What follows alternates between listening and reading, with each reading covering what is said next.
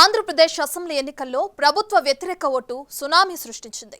అంచనాలకు మించి తెలుగుదేశం విజయం సాధించింది. కొత్త ప్రాణంతో కొట్టుమిట్టాడుతున్న తెలుగుదేశానికి పునరుత్తేజం మాత్రమే కాదు, చంద్రబాబుకు జాతీయ స్థాయిలో ప్రముఖమైన స్థానాన్ని కట్టబెట్టింది. దశాబ్దం పాటు కేంద్రంలో ఏకఛత్రాధిపత్యానికి అలవాటు పడిన బీజేపీకి ఇప్పుడు టీడీపీ దిక్కైంది. ఎన్డీఏ కూటమికి చంద్రబాబు మళ్లీ కింగ్ మేకర్ అయ్యారు.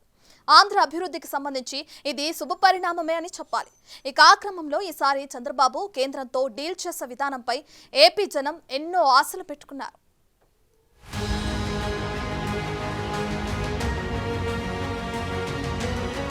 అనుభవానికి, దార్శనికతకు, చిత్తశుద్ధికి ఆంధ్రప్రదేశ్ ఓటర్లు పట్టం కట్టారు. రాష్ట్రం అభివృద్ధి చెందాలన్నా, పిల్లలకు బంగారు భవిష్యత్తు కావాలన్నా చంద్రబాబు వల్లే సాధ్యమని మరోసారి బలంగా నమ్మారు. రాష్ట్ర విభజన అనంతరం ఆర్థిక వనరులు, ప్రాథమిక వసతులు, పరిశ్రమలు, ఆస్పత్రులు, విద్యాసంస్థలు, ఉపాధి అవకాశాలు లేకుండా వెనుకబడిన రాష్ట్రంగా మిగిలిపోయిన ఆంధ్రప్రదేశ్ను దారిలో పెట్టే సామర్థ్యం, పాలన దక్షత చంద్రబాబుకే ఉందని నమ్మిన రాష్ట్ర ప్రజలు 2014లో ఆయనను ముఖ్యమంత్రి పీఠంపై కూర్చోబెట్టారు.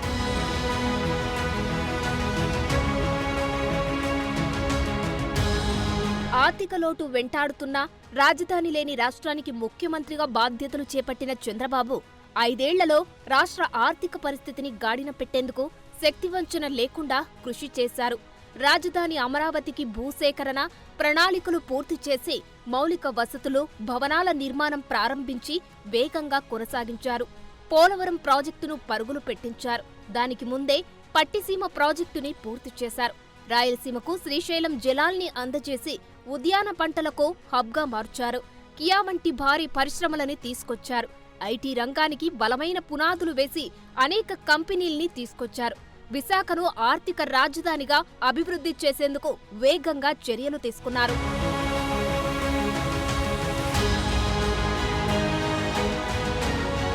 చంద్రబాబు అంత చేసినా జగన్ వచ్చి ఒక్క ఛాన్స్ అనడంతో 2019లో ప్రజలు ఆయనకి పట్టం గట్టారు. అయితే ఈ 5 ఏళ్లలో జగన్ అరాచక, విధ్వంసక పాలనలో రాష్ట్రానికి విభజనకు మించిన నష్టం జరిగిందని భావించిన ప్రజలు మరోసారి చంద్రబాబుపైనే విశ్వాసముంచారు. 151 స్థానాలు గెలిచిన జగన్ని 11 స్థానాలకు పరిమితం చేశారు. అనేక ఎన్నికల్లో అనేక అనుభూతులు చూశాం, కానీ మేము అన్ని ఎన్నికల కంటే ఇది ఒక తెలుగుదేశం పార్టీ చరిత్రలో, ఆంధ్రప్రదేశ్ రాష్ట్ర ప్రజల చరిత్రలో సువర్ణాక్షరాలతో లెక్కించదగ్గ ఎన్నిక. ఇది ఒక హిస్టారికల్ ఎన్నిక. 94లో మీరు ఒక్కసారి చూస్తే ప్రజా వ్యతిరేకం వల్ల 3 ముఖ్యమంత్రులు మారడం వల్ల ఆ రోజు మీరు ఎన్నికలు చూస్తే దగ్గర అపోజిషన్ పార్టీకి రిక్వైర్డ్ నెంబర్, అంటే అపోజిషన్ లీడర్గా వచ్చే స్టేటస్ రాకుండా వచ్చాయి. అవన్నిటిని మరిపించే విధంగా ఈసారి ఊహించని విధంగా వచ్చింది. అంటే దానికి కారణాలు నేను ఎక్కువ చెప్పక్కర్లేదు, అనుభవించిన ప్రజలకే అర్థమవుతుంది. ఏపీలో టీడీపీ అఖండ విజయం సాధించడమే కాదు, ఇప్పుడు కేంద్రంలో ఎన్డీఏ కూటమిలో రెండో అతిపెద్ద పార్టీగా అవతరించిందే. 10 ఏళ్లుగా బీజేపీ సోలో మెజారిటీ సాధించడంతో కేంద్రంలో మోడీ చాలా ఏకఛత్రాధిపత్యం కొనసాగింది. ఈసారి ఆ ఛాన్స్ లేకుండా పోయింది. మరోవైపు ఇండియా కూటమి అనూహ్యంగా పుంజుకొని బలమైన ప్రతిపక్షంగా మారి మోడీకి సవాల్ విసురుతోంది.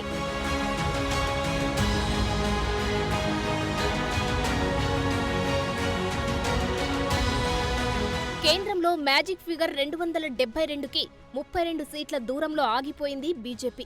ఎన్డీఏ కూటమి 294 స్థానాలు సాధించింది. ఆ క్రమంలో ఎన్డీఏ భాగస్వామ్య పక్షాలైన టీడీపీ, జేడీయూ ఇప్పుడు సీన్లోకి వచ్చాయి. వారి సపోర్ట్ లేకుండా మోడీ ప్రభుత్వం ఏర్పాటు చేయడం అసాధ్యం. టీడీపీకి 16 సీట్లు రాగా జేడీయూ 12 ఎంపీ సీట్లు సాధించింది.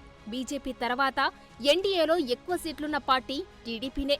దీంతో ఈ 2 పార్టీలను చాలా జాగ్రత్తగా చూసుకోవాల్సిన పరిస్థితి బీజేపీకి ఏర్పడింది. మునుపటిలా ఢిల్లీలో 1 మ్యాన్ షో ఉండే అవకాశం ఎట్టి పరిస్థితుల్లోనూ బీజేపీకి లేదు.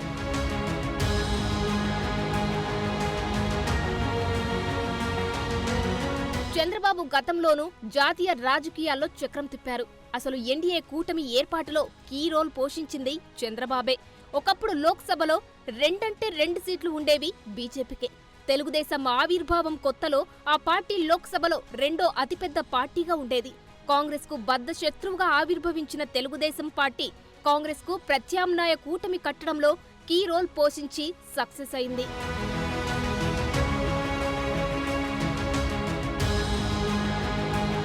ఈరోజు బీజేపీ 2 సార్లు అధికారంలోకి వచ్చి మోడీ లాంటి నాయకుడు పీఎం అయ్యాడు అంటే ఆనాడు చంద్రబాబు బీజేపీకి అందించిన సహకారం వల్లనే అనేది కాదనలేని వాస్తవం.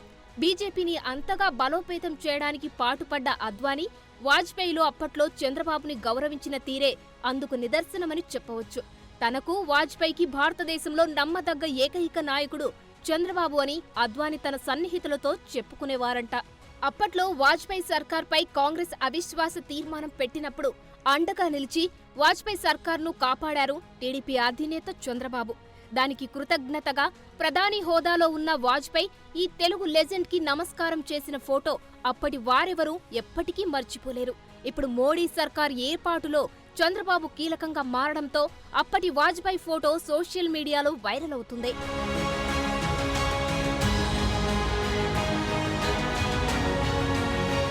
అలాంటి పొలిటికల్ లెజెండ్ ఇప్పుడు మోడీకి అవసరంగా మారారు. 2014 ఎన్నికల్లో కలిసి పోటీ చేసి గెలిచినా మోడీ ఏపీకి చేసిందేమీ లేదు. విభజన హామీలను పట్టించుకోలేదు. చంద్రబాబుకు పెద్దగా ప్రాధాన్యత ఇవ్వలేదు. అయితే ఇప్పుడు అంత సీన్ లేకుండా పోయింది మోడీ షా ద్వయానికి. ఏపీకి కలిసి వచ్చే కాలం వచ్చినట్లు టీడీపీ కేంద్రంలో కూడా కీలకంగా మారింది. అద్వానీ చెప్పినట్లు దేశంలో నమ్మదగ్గ ఏకైక నాయకుడిగా చంద్రబాబే కనిపిస్తున్నారు బీజేపీ పెద్దలకి.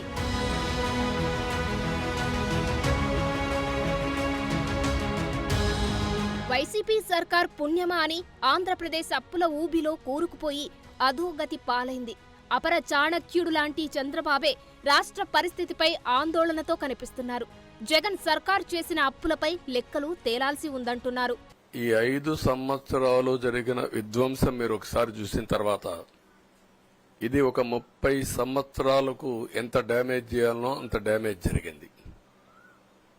వ్యవస్థలు విధ్వంసమయ్యాయి. మొత్తం ఎకానమీ కుప్పగూలిపోయింది. అప్పులైతే ఎంత చేశారో ఇంకా లోతు పోతే తప్ప మనకు తెలియదు. ఎక్కడెక్కడ చేశారో ఏమేం చేశారో తెలియదు. ఇంకొక పక్క ఎక్కడికక్కడ సహజ సంపద, ఒక శాండ్ కావచ్చు, మినరల్ వెల్త్ కావచ్చు, లేకపోతే ఏదంటే అది, ఇంకా మాకు అడ్డే లేదు, ఏమైనా చేయగలుగుతాం, ఎవరైనా అడ్డొస్తే తొలగించుకుంటా పోతామనే ధీమాతో ముందుకు పోయారు. ఇలాంటి పరిస్థితులలో ఎన్నికల్లో ఇచ్చిన హామీలు నెరవేర్చడంతో పాటు రాష్ట్ర ఆర్థిక పరిస్థితిని గాడిలో పెట్టడం చంద్రబాబు ముందున్న పెద్ద సవాలే. ప్రత్యేక హోదా లాంటి హామీల సంగతి ఎలా ఉన్నా ఏపీ జీవనాడి పోలవరంను వెంటనే పూర్తి చేయాలి. పెట్టుబడులు పెద్ద ఎత్తున ఆకర్షించాలి. రాష్ట్రాన్ని తిరిగి అభివృద్ధి బాట పట్టించాలి. దానికి తగ్గట్లు కేంద్రం నిధులు కేటాయించాలి. ప్రస్తుత పరిస్థితులలో ఏం చేయాలన్నా కేంద్రం పూర్తి స్థాయిలో సహకరించాలి.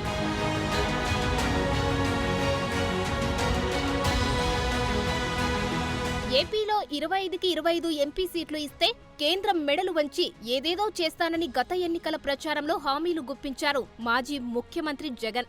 22 సీట్లు ఇచ్చినా ఏం చేయలేకపోయారు. అయితే ఏపీ డెవలప్మెంట్ కి కంకణం కట్టుకున్న విజనరీ లీడర్ చంద్రబాబుకు ఇప్పుడు కేంద్రం మెడలు వంచగలిగే అవకాశం దక్కింది.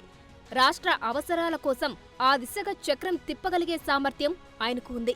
మరి చూడాలి ఈసారి కేంద్రంలో సిబిఎన్ రోల్ ఎలా ఉంటుందో, ఏపీ వాసులకు ఆయన ఎలాంటి గిఫ్టులు ఇస్తారు.